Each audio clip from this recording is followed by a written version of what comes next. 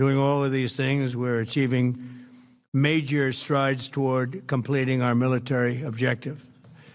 And some people could say they're pretty well complete. We've wiped every single force in Iran out very completely.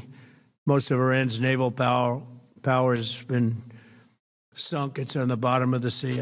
It's almost 50 ships. I was just notified it's 51 ships. I didn't know they had that many. Didn't last very long. And these are fighting vessels. They're meant to fight, but they're not meant to fight against us.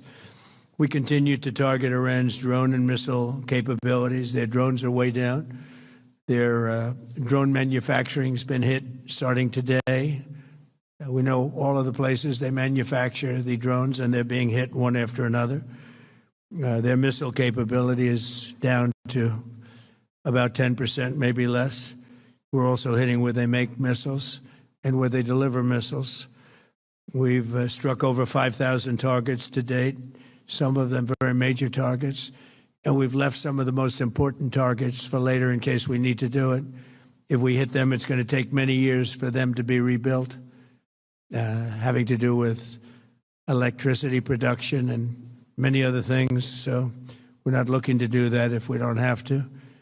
But they're the kind of things that are very easy to hit, but very devastating if they are hit. We are waiting to see what happens before we hit them.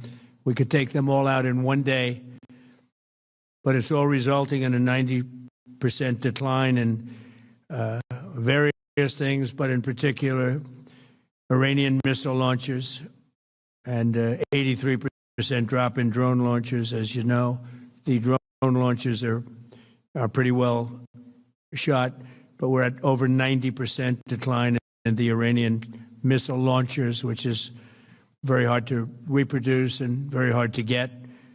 And usually what we were able to do through great equipment, a lot of smart people, as soon as they sent a missile up from a launcher, we were able to knock out that launcher within a period of 5 minutes or less, accurately, right on the noggin. So now we have low-cost interceptors effectively combating Iranian drones, and our B-2 bombers recently dropped dozens of 2,000-pound bombs to destroy missile launchers all over Iran and very deep under Iranian soil in many cases. The soil was no match. And we're also annihilating the manufacturing base that the regime uses to build drones and missiles at a rate that nobody thought was possible. We're knocking them out. We know where they all are. We're knocking them out very quickly. We're ahead of our initial timeline by a lot. I would say that we probably would not have thought after a month we'd be here.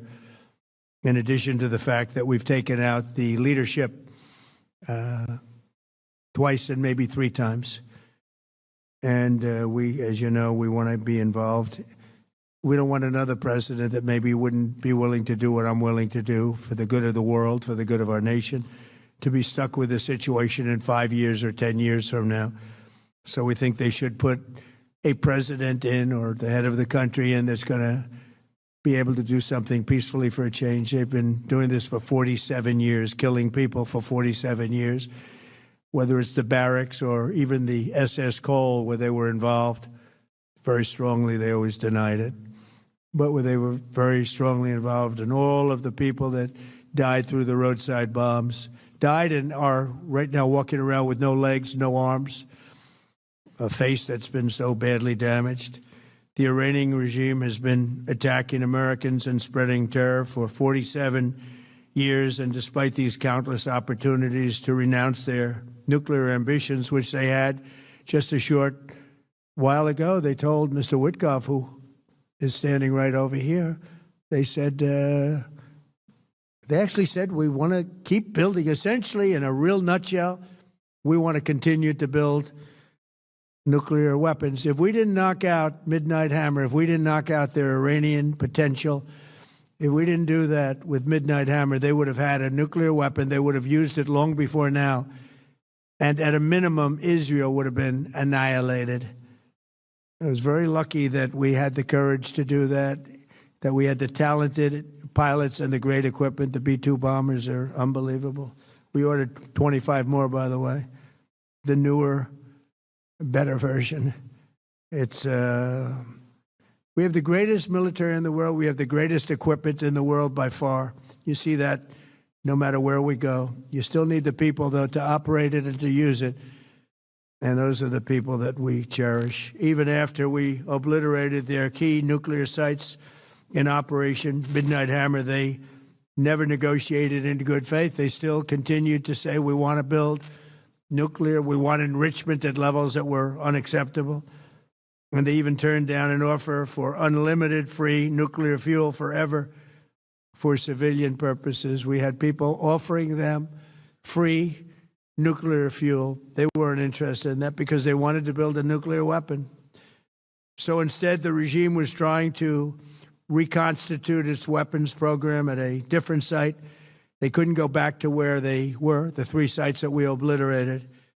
But they were starting work at another site, a different site, different kind of a site. And that was protected by granite.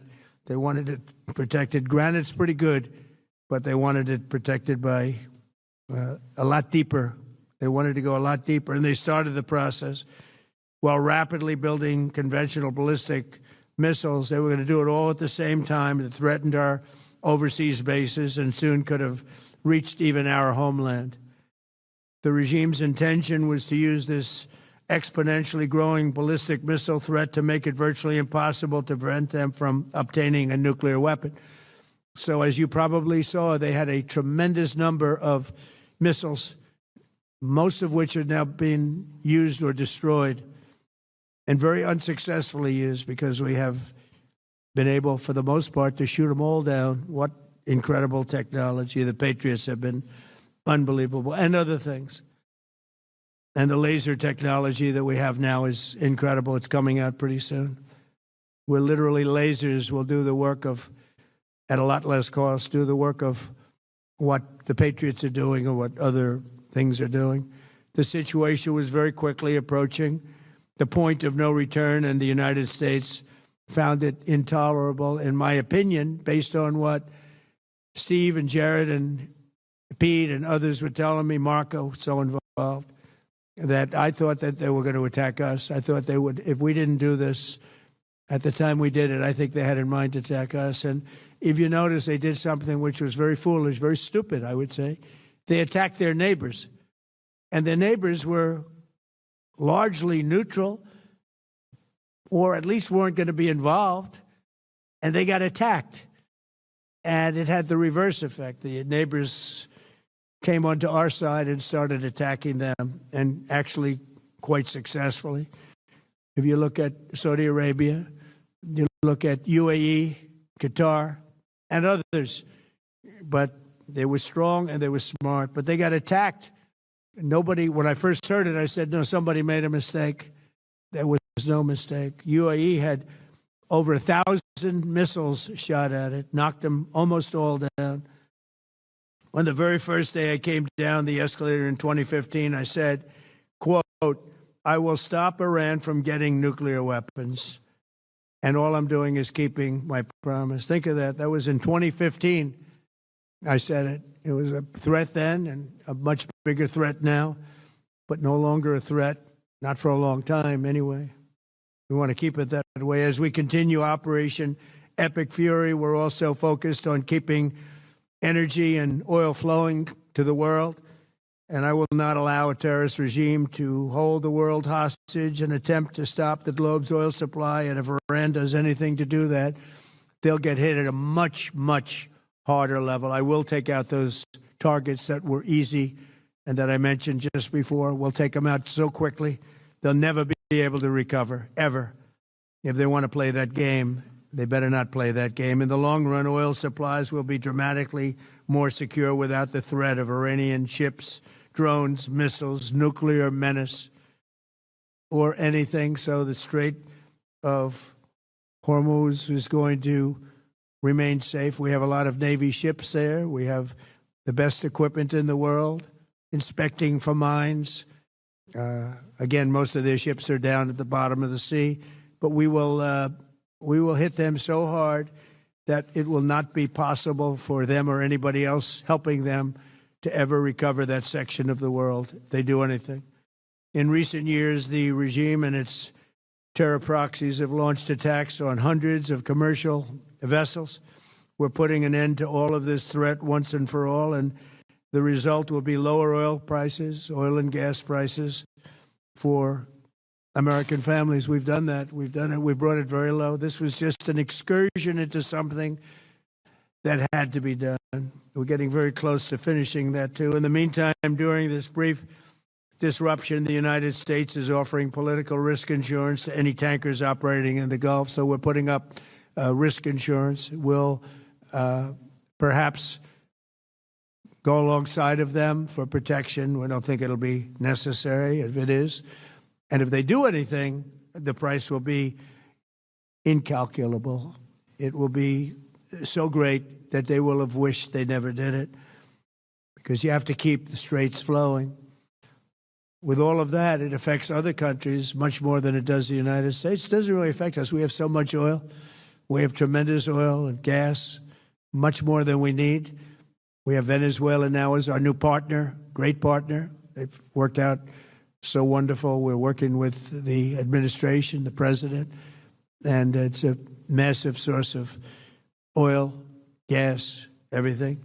But we're in a very good position, but very unfair to other parts of the world, like China as an example. I mean, we're doing this for the other parts of the world, including countries like China. They get a lot of their oil through the straits. So we're doing this. We have a very good relationship with President Xi in China. I'm going there in a short period of time, and we're protecting the world from what these lunatics are trying to do, and very successfully, I might add. We're also waiving certain oil-related sanctions to reduce prices. So we have sanctions on some countries. We're going to take those sanctions off till this straightens out. Then who knows, maybe we won't have to put them on. There'll be so much peace. But when the time comes, the U.S. Navy and its partners will escort tankers through the strait if needed. I hope it's not going to be needed, but if it's needed, we'll escort them right through.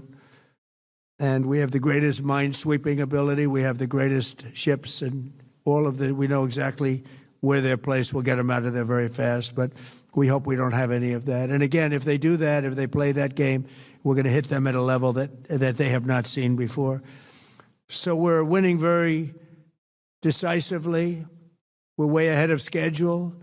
Our military is the greatest in the world, with the greatest equipment and the greatest people in the world. Nobody's ever seen anything like it. Iran's a very powerful country. They were going to take over the Middle East. If we did not hit them, they were going to take over the Middle East. They had thousands and thousands since their last hit. They had thousands and thousands of missiles and everything else. Most are now destroyed. But they were going to take over the Middle East. Those weapons were aimed at Middle Eastern countries that had nothing to do with this. They were going to take over the Middle East, and they were going to try and destroy Israel. So we stopped it with good timing, and we're very proud to be involved in this, and it's going to be ended soon. And if it starts up again, they'll be hit even harder. Thank you very much for being here. Go ahead. Any questions? Thank you so much. Go ahead. Do you approve of Iran's new supreme leader? And secondly, can you tell us more about your call with Russian President Vladimir Putin today? Yes. What did you discuss? Yes, I had a very good call with President Putin. We had a lot of people on the line from our side, from his side. We were talking about Ukraine, which is just a never-ending fight. And look, there's tremendous hatred between President Putin and President Zelensky. They can't seem to get it together. But I think it was a positive call on that subject. And we obviously talked then about the Middle East. And he wants to be helpful. I said, you could be more helpful by getting the Ukraine-Russia war over with. That would be more helpful. But we had a very good talk, and he wants to be very constructive. Yeah, please. Yeah, please. Thank you, Mr. President. On Iran, you called it an excursion. You said it would be over soon. Are you thinking this week it will be over? No, Are you talking but soon. about days? I think soon. Okay, and with respect Very soon. Look, Everything they have is gone, including their leadership. In fact, there are two levels of leadership, and even actually, as it turns out, more than that. But two levels of leadership are gone. Most people have never even heard about the leaders that they're talking about. So it's obviously been very, very powerful, very effective. To Cuba, you said that Cuba wants to make a deal. Yes. What would the United States get in return for that, and why should Americans trust Marco Rubio to negotiate it? Well, Marco Rubio is doing a great job. I think he's going to go down as the greatest Secretary of State in history. Look at what we've done as a presidency. Look at what we've done as an administration. They trust Marco, and so do the American people trust. He's been successful no matter where he's been. He also speaks the language, which is always nice and always helpful. But he's dealing, and it may be a friendly takeover. It may not be a friendly takeover. It wouldn't matter because they're really they're down to, as they say, fumes. They have no energy. They have no money. They're in deep trouble on a humanitarian basis. And we don't want to see that, but they were very, very bad to a lot of people, as you know, and a lot of people living on the Cuban-American vote, which I got at record levels. Very important. Those people are very important to me. I know what they went through. They went through hell. Some of them have gone on to be some of the most successful people in the country. Cuban-American business people, some of them are like the most successful in the country. And a lot of them are friends of mine because I've been fighting this battle with them for a long time. The Castro regime was brutal, but they lived off Venezuela. Now they don't live off Venezuela. Venezuela sends them no energy, no fuel, no oil, no money, no nothing. They lived without Venezuela. They couldn't have made it. And we cut them off from everything else. So, yeah, they're going to make either a deal or we'll do it just as easy anyway. Yeah. Please, go ahead. There's footage that shows an American missile strike and a Tomahawk missile likely destroyed that Iranian girls' school. So will the U.S. accept any responsibility? Well, I for haven't that strike? seen it. And I will say that the Tomahawk, which is one of the most powerful weapons around, is used by, is sold and used by other countries. You know that. And whether it's Iran, who also has some Tomahawks, I wish they had more. But whether it's Iran or somebody else, the fact that a Tomahawk is very generic. It's sold to other countries. But that's being investigated right now. Yeah, please. Thank you. Mr. President, you've said the war is, quote, very complete, but your defense secretary says this is just the beginning. So which is it, and how long should Americans be prepared Well, I think for you could this war say to it last both. for? It's the beginning of building a new country, but they have no Navy, they have no Air Force, they have no anti-aircraft equipment. It's all been blown up. They have no radar, they have no telecommunications, and they have no leadership. It's all gone. So, you could look at that statement. We could call it a tremendous success right now as we leave here. I could call it, or we could go further, and we're going to go further. But the big risk on that war has been over for 3 days. We wiped them out in the first 2 days. When you think about it, it's incredible. We wiped out a big Navy, very powerful Navy.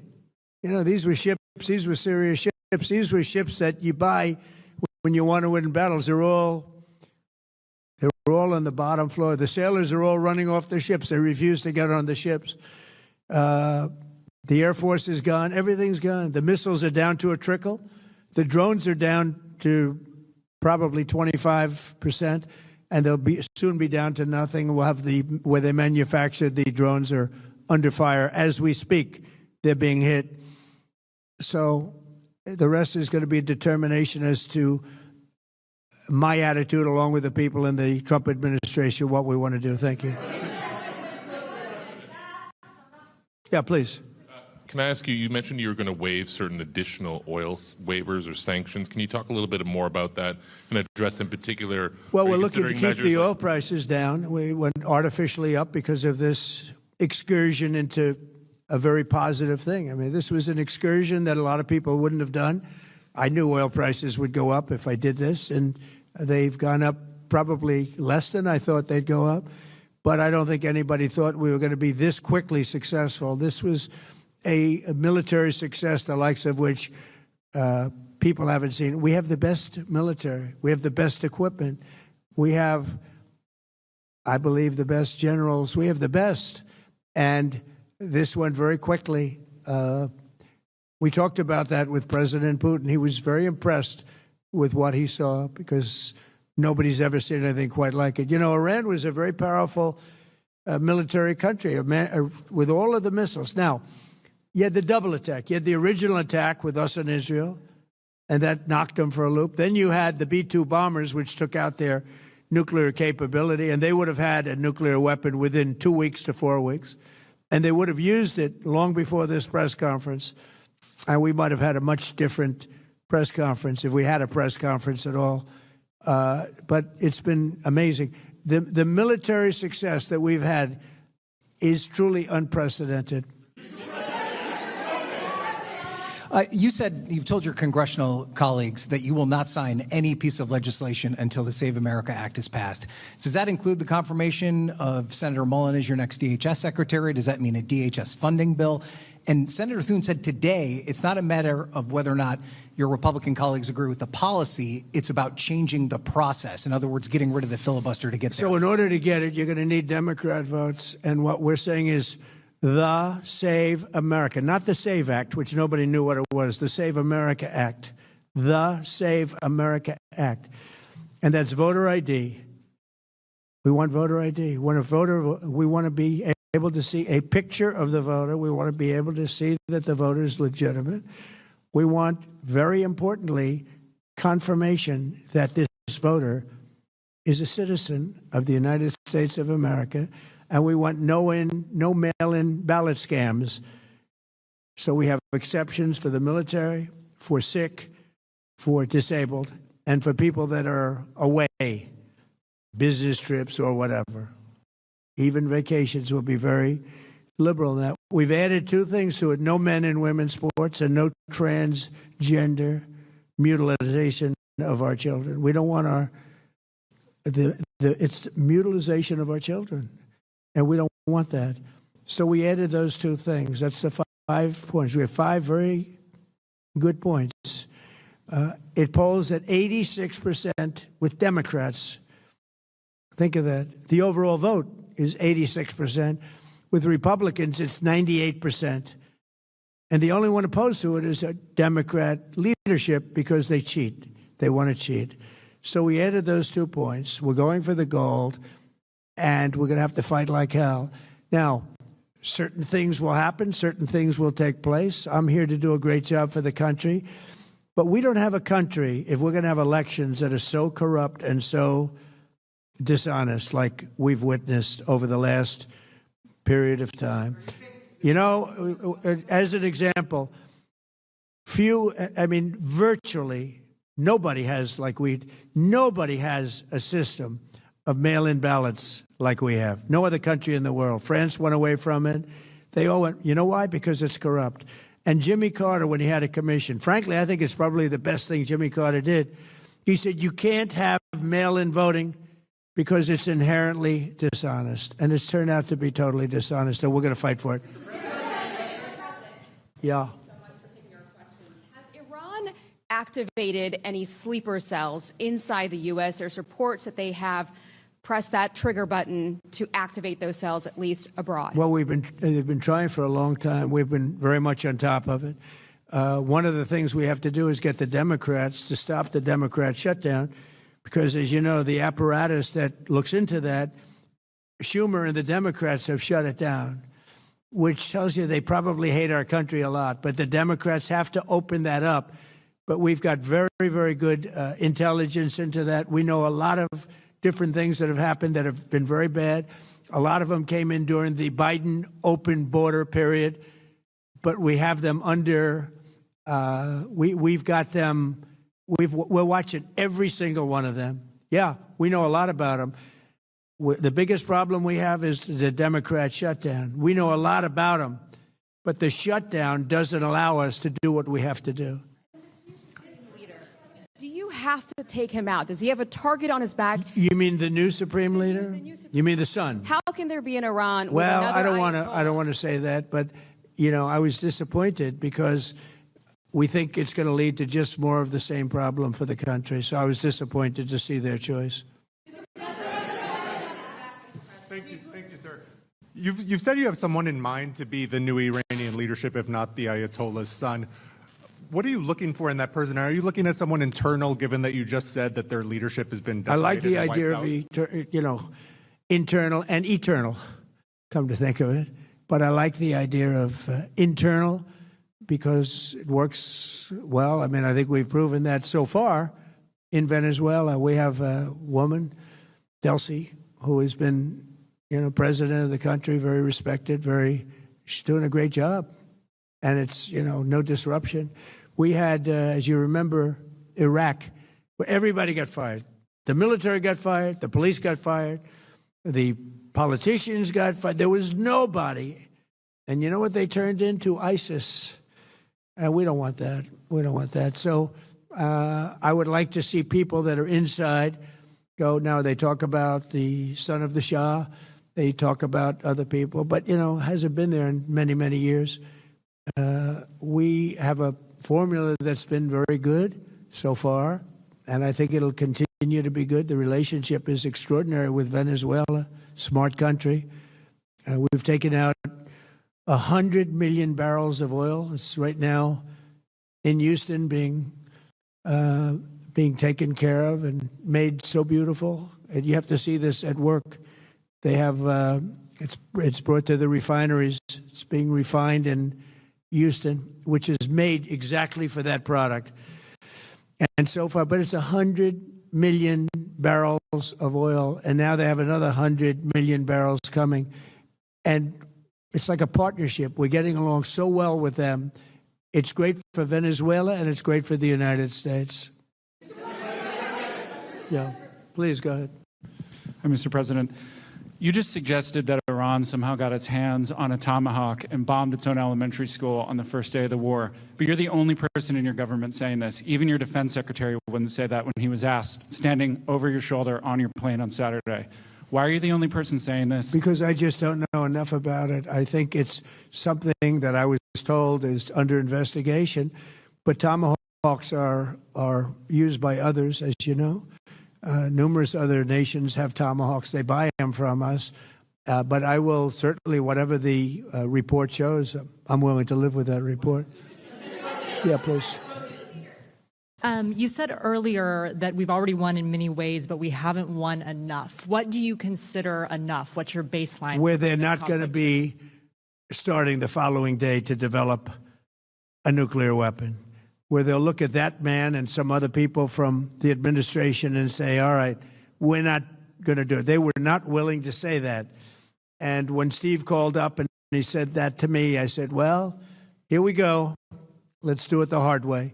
But the hard way, I think, is probably the easy way. When basically I can see that they will no longer have any capacity whatsoever for a very long period of time of developing weaponry that could be used against the United States, Israel, or any of our allies. We have great allies in the Middle East, great countries that are allies. And they were staying out of it until they got hit. Someday they'll have to do a story. Why did he do that? Why did they do that? But they were going to hit them. If I didn't hit them first, they were going to hit our allies first. I believe, upon information and belief, but I believe that he was going to, they were going to take over the Middle East. They were looking to take over the Middle East. Now, had Operation Midnight Hammer not taken place, that was definite, because they would have had a nuclear weapon within a matter of weeks. But that took place. That was a setback. But look at the number of missiles they were able to buy and make over the last 6 months. And those missiles were aimed at various countries. And when you look at over 1,000 missiles shot at like UAE, they were looking to take over the Middle East. We got there first. We're lucky. I'll tell you what, the Middle East and those countries, very rich countries, are very lucky that I was president instead of somebody else. Mr. President, are there any points of disagreement vice president when it comes to U.S. action in Iran? I don't think so. No, we get along very well on this. He was, I would say, philosophically a little bit different than me. I think he was maybe less enthusiastic about going, but he was quite enthusiastic. But I felt it was something we had to do. I didn't feel we had a choice. If we didn't do it, they would have done it to us. I felt, based on the negotiations that were being had by Steve Witkoff and Jared Kushner and Marco and Pete and everybody was involved, I felt that they were looking to tap us along before they hit, and I thought they were going to hit. And if they hit us first, that would have been a very bad thing. In the back, please, in the back.